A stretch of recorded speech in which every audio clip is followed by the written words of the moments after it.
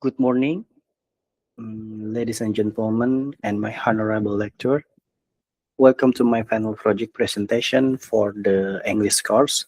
My name is Muhammad Ramdan Ahmad Ramzi, and I am a student from class IF103. Today, I'm going to present a comprehensive interview and analysis centered on a topic that affects all of us, the education. In the 20th century, the conversation around education often revolves and around technology, digitalization, and curriculum standards. We are obsessed. We are obsessed with metrics, GPS, test scores, and university rankings. We often view education strictly as an academic transaction. The transfers of data from a teacher's brain to a student's notebook.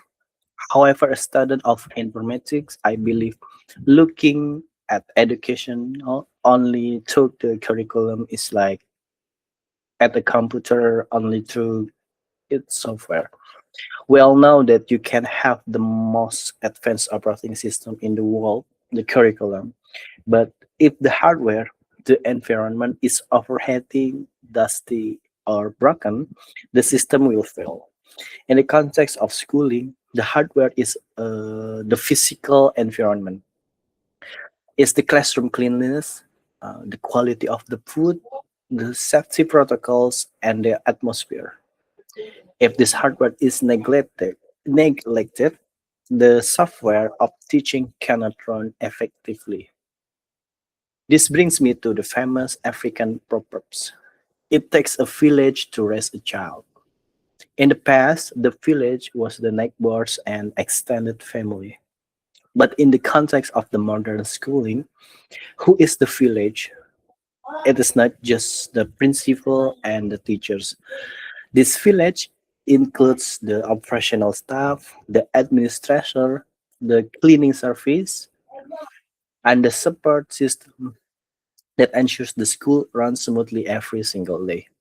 I choose to focus on this specific angel because I want to highlight the unseen heroes of our education system we often take for granted. But let's be realistic. A child cannot learn calculus or grammar if they are hungry.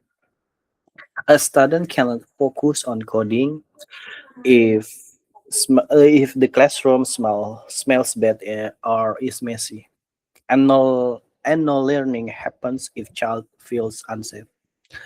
Physical, see, Psychologically speaking, compared Pesides cognition, the physical environment is the absolute foundation upon which all learning is built.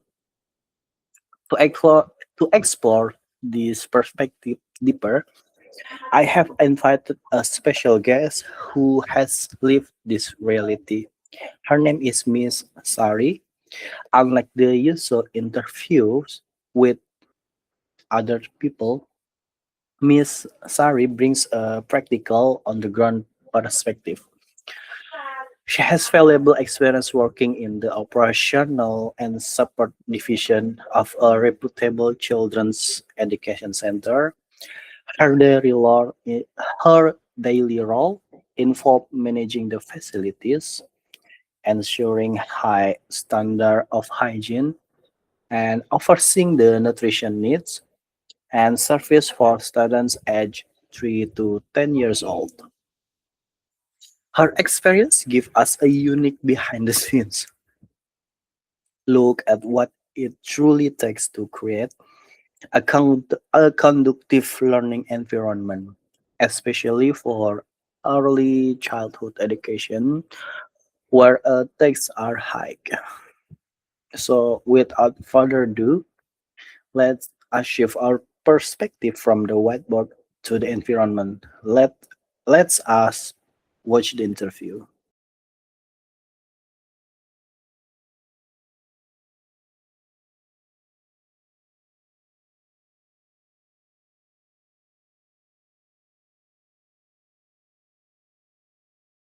I'm here with Miss Sari. She has experience working in the operational sectors of a children's education center. that caters to student age 3 to 10 years old. Thank you for joining me. Ya, terima kasih, senang bisa membantu. Alright, so we often talk about teachers and curriculum, but today I want to discuss the environment. You work as part of operational support team for a year. My first question is, based on your observation, how does the physical environment, like cleanliness and room arrangement, affect the children's focus? Sebenarnya itu sangat penting untuk anak usia 3 sampai 10 tahun yang mudah teralihkan. Biasanya saya saat menyiapkan ruangan semuanya harus dalam keadaan bersih dan teratur. Kalau ruangan berantakan atau kotor, anak mudah teralihkan.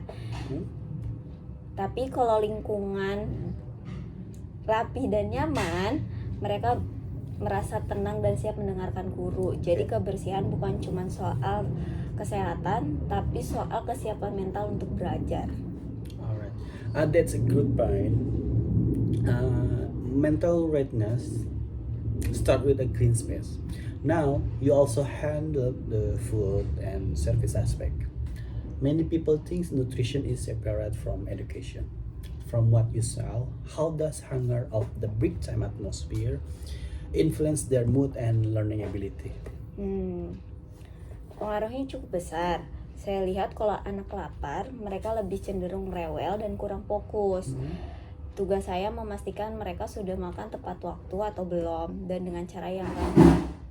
Saat mereka kenyang dan merasa senang, biasanya kembali ke kelas itu dalam energi yang lebih baik. Jadi memberi pelayanan yang baik sebenarnya juga mendukung otak mereka untuk belajar lebih cepat. I see.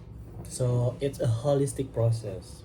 You also mentioned that you rarely talk, but you interacted with them outside the classroom. Did you notice any difference in behavior between kids who are dropped off by their parents versus those who are accompanied by nannies? How does that affect their independence? Ya, saya lihat bedanya. Biasanya anak yang diantar dan dipercaya sendirian cenderung lebih mandiri dan bersosialisasi lebih baik sama teman-temannya dibanding yang ditemenin atau diikutin oleh mbaknya atau orang tuanya. Kadang-kadang mereka cenderung lebih malu dan kurang percaya diri untuk mencoba hal baru. Jadi menurut saya lingkungan sekitar pun perlu mendorong mereka untuk lebih berani. That's a very interesting observation about character building. Okay, my last question for parents watching this: what is the most important thing they should look in for a school besides the teachers? Yang pertama, mereka harus lihat support sistemnya, lihat kebersihannya, keramahannya, dan keamanannya. Karena pendidikan bukan cuma soal tentang materi. Ini soal bagaimana tempat itu membentuk karakter anak, sehingga anak merasa kalau mereka senang dan aman, mereka akan cepat belajar dan bersosialisasi. Okay, brilliant answer. An ecosystem of learning. Thank you so much, Miss Sari, for sharing your perspective from operational side of education. Thank you very much for joining Sama-sama, me. senang membantu. All right. That was an enlightenment conversation with Miss Sari. From our discussion, I have noted several critical points regarding the role of operational support in education. First, she highlighted the direct correlation between hygiene and focus. A disorganized or dirty room creates a disorganized mind, especially for toddlers and young children. Second, out she pointed out the impact of nutrition and service. The way food is served and the timing of breaks can significantly alter a child's moods and emotional stability. Third, she observed that over parenting hinders independence. Children who are trusted to be in the school environment without constant parental shadowing tend to develop better social skills. Now, I would like to present my personal response. and analysis of these findings. I strongly agree with the interview's perspective. In fact, her observation aligned perfectly with Maslow's hierarchy of needs. In psychology, Abraham Maslow theorized that before a human can reach self-actualization, which includes learning, creativity, and problem solving, their basic needs must be met first. The work that Miss Sari mm, did, cleaning the rooms, serving the food, ensuring safety, addresses the bottom of the pyramid, physiological and safety needs. If a student is hungry or feels the room is chaotic, they cannot psychologi- psychologically proceed to learning stage. Therefore, my argument is the operational staff are just important as the academic staff.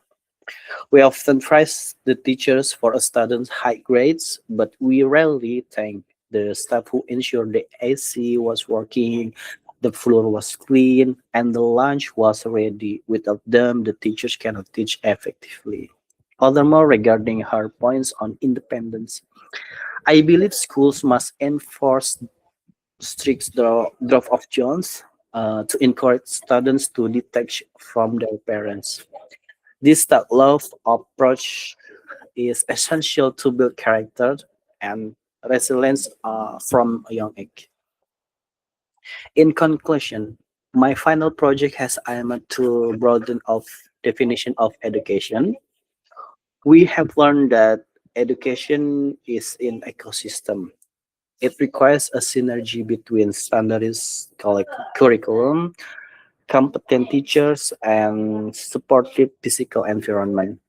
For any parents watching this, my advice is when choosing a school, do not just look at the trophies in the lobby. Look at the cleanness and of the toilet, the friendliness of the staff, and the safety of the facility, because that is where your child will live and grow. That brings me to the end of my presentation.